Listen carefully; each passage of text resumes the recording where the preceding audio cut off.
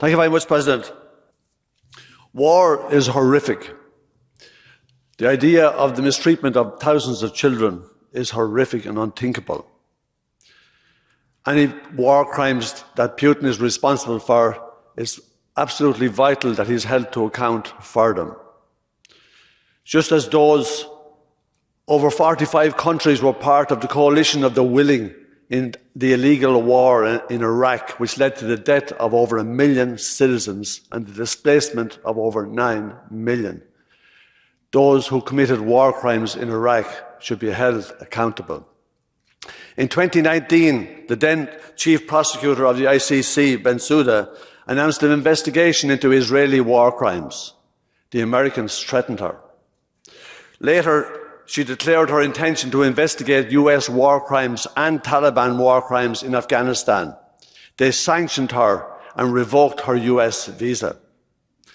Benjamin Ferencz, the last living Nuremberg prosecutor, died 2 weeks ago. He once said, "There are some people who do not trust the rule of law and they prefer to use military power to achieve their goals. War will make mass murderers out of otherwise decent people. Say no to all war." The US and NATO destroyed Afghanistan for 20 years, the end result being the return of the brutal Taliban. And according to the UN, almost 23 million facing life-threatening food insecurity and 9 million close to famine.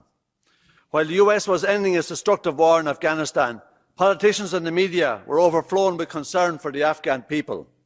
Now that the US sanctions are adding to the mass suffering and death in the country, they've lost interest. It was only a few months ago that the press and wider political establishment took part in one of the most brazen pro-war campaigns in recent memory to undermine and reverse a US withdrawal from the horrific war there. That push, we were told at the time, was because of political and media figures' intense, overwhelming love and concern for the Afghan people, particularly the women and girls, relentlessly cited by people whose hearts suspiciously only started bleeding once there was a prospect of Western bombs and bullets no longer killing them. The hypocrisy in this place is too bad.